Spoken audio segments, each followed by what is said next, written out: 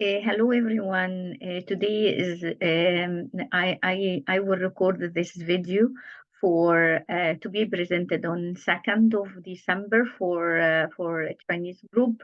I'm really sorry that I wasn't able to be live, but I have recorded a video on the content that I should be presented.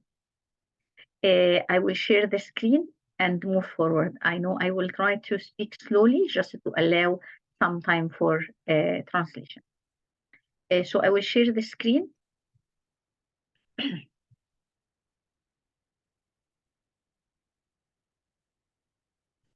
excuse me, it seems this is not the file that I want to share.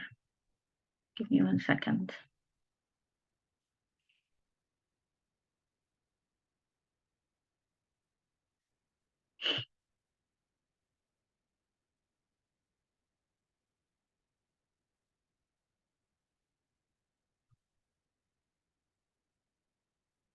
So I will share the screen now. Hopefully this should be a file.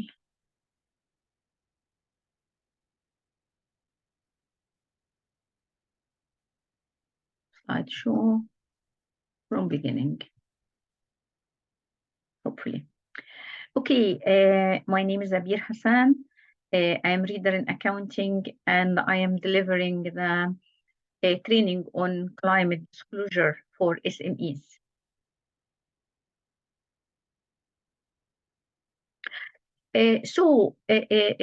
First of all, we really need, or you guys really need to know or to understand why small and medium businesses want to report on climate change or carbon.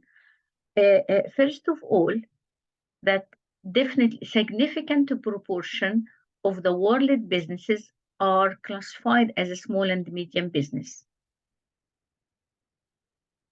A small and medium business can be classified between, the micro businesses, small businesses, and the medium businesses.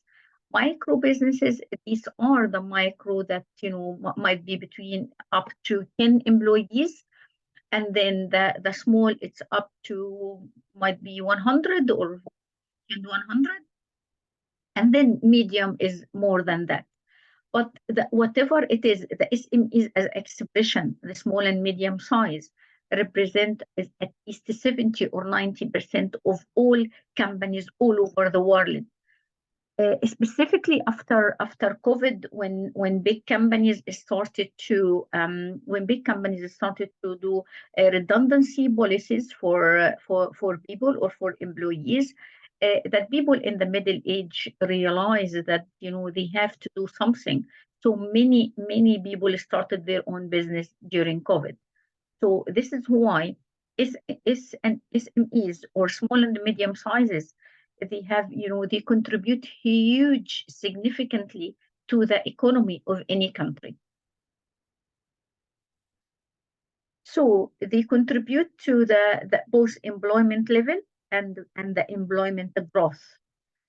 So that means that, and because everyone knows that SMEs, or even the very the micro type of SMEs, that they always start with some innovative ideas. That means that they have innovative ideas anyway. So all governments, countries, researchers, etc., they think that we have to involve SMEs into equation. We have to involve them to reduce carbon emission and the climate change as well.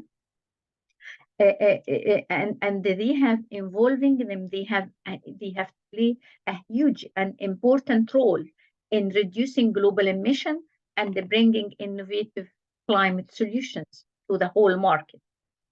So it is very important to equip these SMEs with tools and resources needed to measure emission, to set greenhouse reduction targets, to take all actions, to report on the progress, and to ultimately reduce their emissions. So because they have to contribute to the whole economy, as I mentioned. I'm not really sure, how the recording will go with the translation, but during the session, you can stop me at any time, translate, and then play me again. Why SMEs need to tackle climate change? Why they need to do so?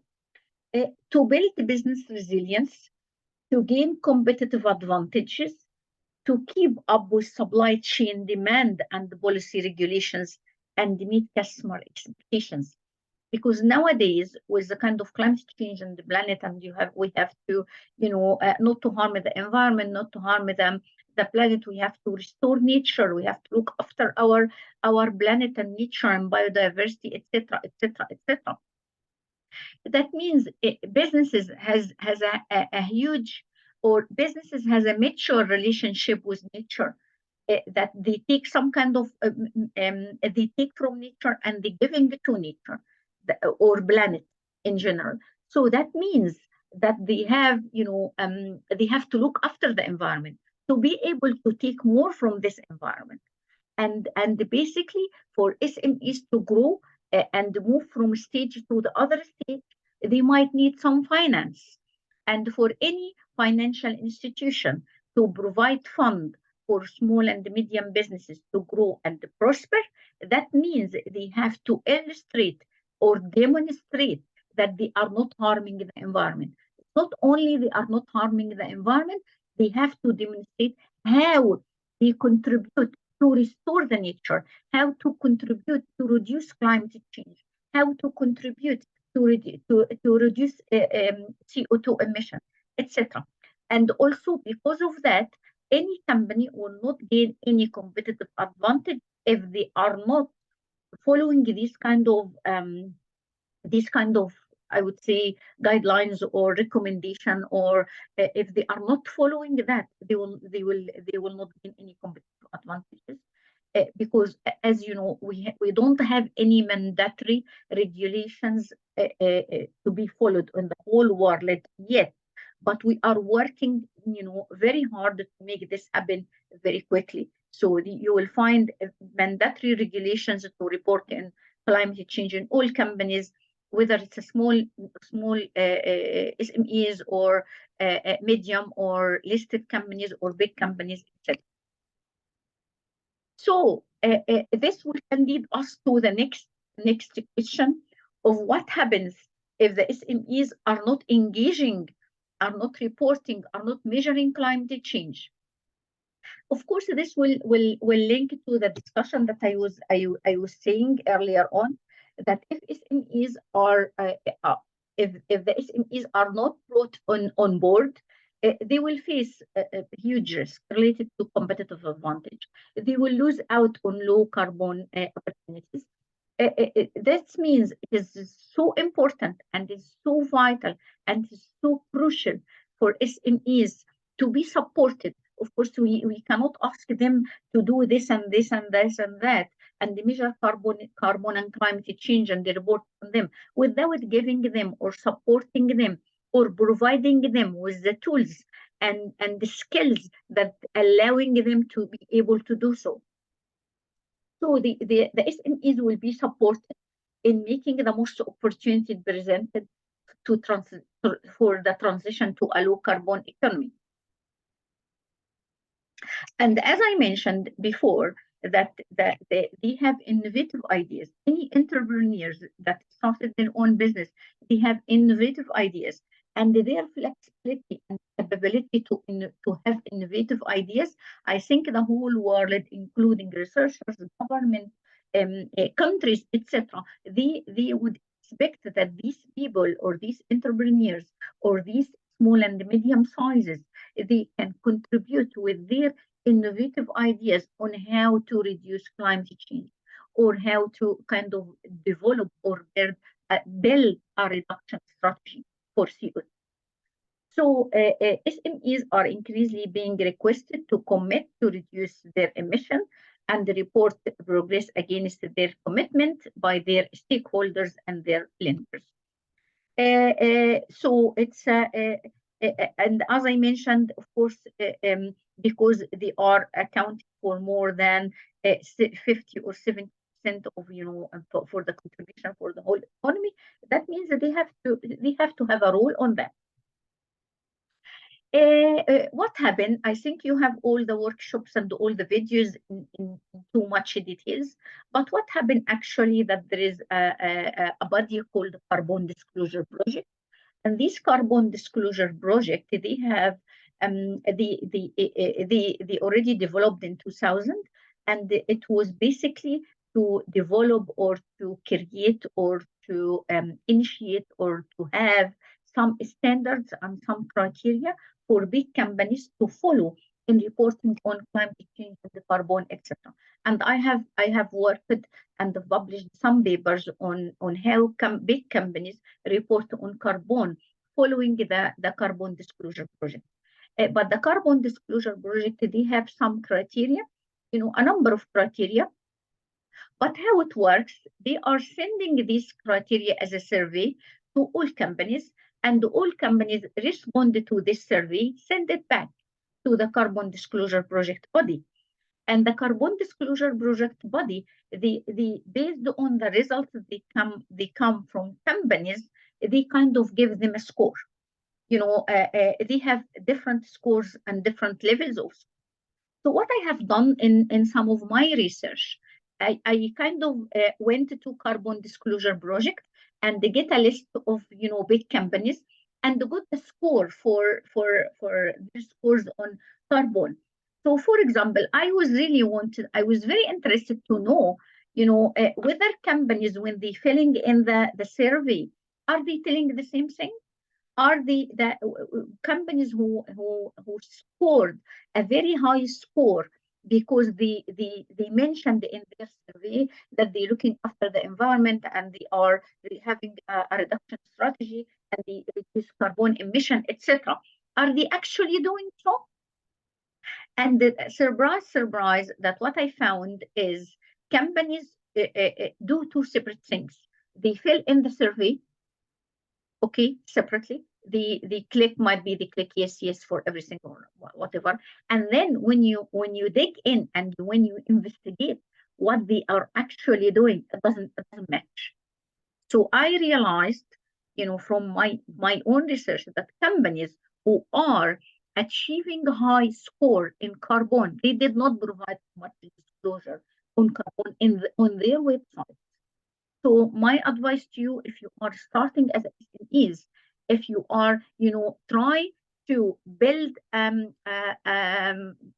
your reputation, build the trust, and when you engage in carbon and the climate change activities, and you engage in this activity, report on them, is just saying the same in the Carbon Disclosure Project kind of questionnaire or survey, because they are working and they issued some guidelines that I will show you these guidelines that, and even they started to send some survey for SMEs to fill them in. So my advice to you, when you fill it in, don't assume that people will not look at both. They will look at your score on the SMEs on the Carbon Disclosure Project. What did you get? And then they will look at your what did you say in your company. And I think this will be also the future for if you are a small business and you are seeking some kind of fund from any financial institution, they will look at all of that. So the Carbon Disclosure Project was basically aimed at big companies, listed companies all over the world. But because of what happened after COP26 and after they realized that SMEs started, the number of SMEs in each country and in each level started to increase, they said they have to be involved. And having them involved in carbon reduction and the climate change, etc., that means that we have to kind of equip them with some tools and resources.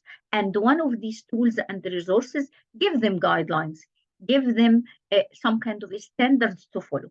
And this is what Carbon Disclosure Project has done. They produced some criteria for SMEs to follow. And even when I say CDP, that means a carbon disclosure project. These are the two papers. I think they already available on Moodle or on the resources if you want to have a wee look at them. But of course, both of them were 2013 because I investigated the big companies at the time. But of course, because we are working now with Luna and with others on the SMEs in some other kind of as a project. So we are working in a piece of research that hopefully will be out, or it will be out soon. And once out, of course, we'll let you know about that. So it's a abbreviation for Carbon Disclosure Project. It's a non-profit charity organization that runs to kind of having to develop some disclosure guidelines for companies, for investors, for cities, for states, for regions to follow. It's over the 20 years, but it's in 2021, November 2021, this was the start for them to develop criteria for SMEs on carbon and the climate change. So the area of focus is basically climate, water, forests. So global risk, why we should care about climate change? Why on earth would we care about that? Because there is a global risk, a global context, risk and opportunities. And as I mentioned, any small business will not be survived. Let's say it as, let's be bold and say it. It will not be survived if they are not looking after the environment, if they are not contributing to reduce climate change, if they are not playing a crucial role in this kind of current crisis or the whole world crisis. So fighting climate change is vital for a sustainable economy, and they have. I think we believe that improving climate change awareness is very important through measurements. Disclosure is very essential to the effective management of carbon and the climate change. So, how does carbon disclosure project criteria help? Because if you, as a small company, if you have a kind of a standard or even bullet points, or call it whatever, call it guidelines, or call it recommendations, or call it guidelines, standards, whatever. But anyway, the points that will help you to work on how to measure and report on climate change and the carbon change, etc. It will improve the measurement via disclosure. It's because if you are using the same stuff, and if you are taking the data and using them and the reporting, and if you are involved in climate change activities and the carbon activities and reducing risk and having a reduction strategy, you have to shout out that you are doing an amazing job. And shouting out means you have to report or disclose. So the carbon disclosure project, basically they have 3 core modules or subjects or sections: measure, commit, action, and impact. And they have additional ones: energy, value chain, management, resilience, and the climate solution. So how to report? It's very important to know the carbon guidelines or the carbon disclosure project guidelines. When they put the guidelines, they put beside each one shall or should. So shall is used to indicate a requirement. So while you see shall in the documents, I will show you the documents shortly. That means that means a requirement for this item to be included in your website or in your documents or in your records. However, should means used as indication or recommendation. My advice to you, because I can read the future a little bit, that we are really moving towards mandatory regulations. That means very soon it will be mandatory to report on carbon and climate change, etc. I mean SMEs, along with every, when we say mandatory, it will be mandatory for every single company including micro, small, medium, listed company, big company, public sector. Every single organization will be required to report on that. So be ahead of the game. Be a kind of a company, the best practice, show best practice. Because, for example, if you need money, if you need some funds later on, after a year or 2 years, the funding providers will look at your kind of history, the track record. What did you do, and what have you done in terms of climate change? And the only way they investigate what you do is, investigate what did you say about climate change reporting. Because for me, if you're involved in any activity, you are going to report on it. It's very easy to report on it. It's very easy to reflect on what did you do. So if you are engaging with all these criteria, I would advise you to even provide disclosure on the items that says should, in addition to shall, if you can, of course, if you can. Because this will kind of let you stand in a very, very good position, because you will be ahead of the game.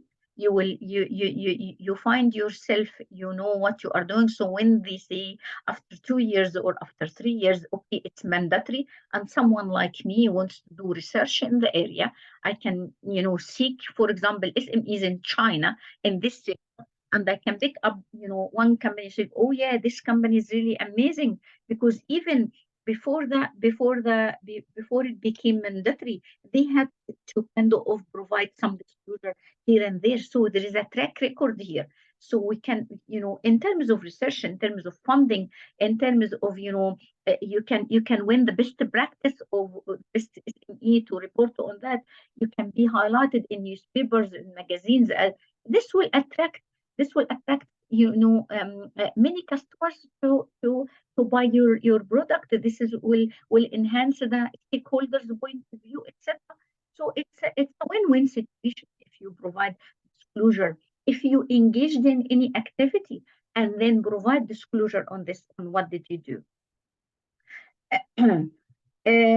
So I will stop share this one, and I think I will go stop there. Okay. And I will go and open the Word file, because the disclosure index is very important. I would really like to show it to you.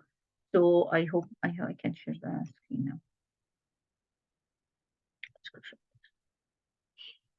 Okay, disclosure index is this is I have summarized it from the whole kind of documents. The whole documents, I'm sure I've uploaded it on Moodle for you.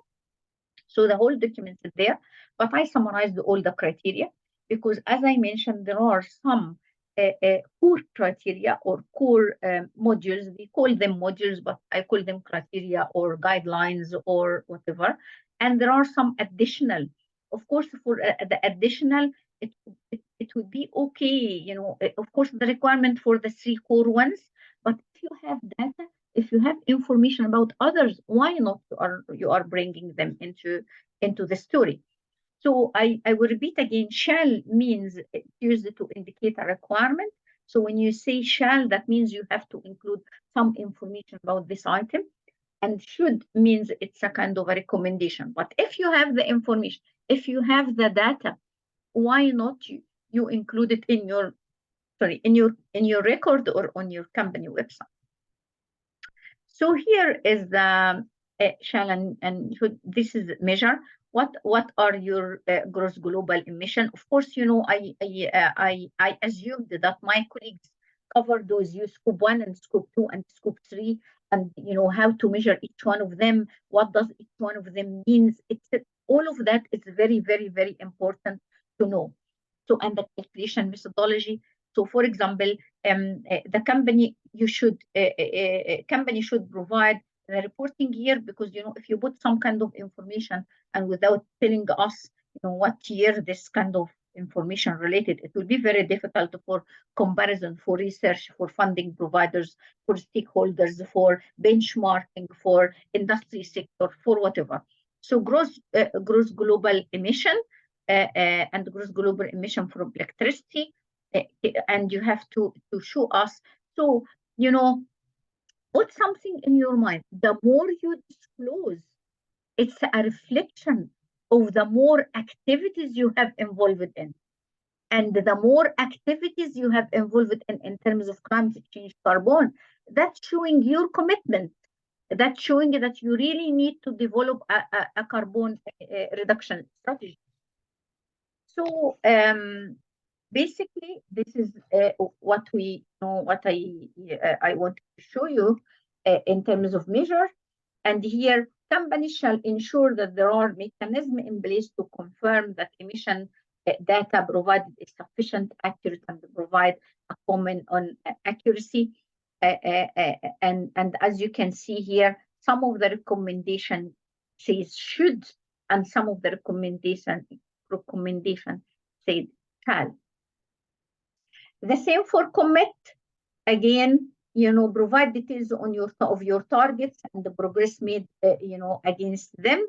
What is the target? What did you do in targets? How did you put the targets and the target year and the target year and when did you set the target and what is the target year?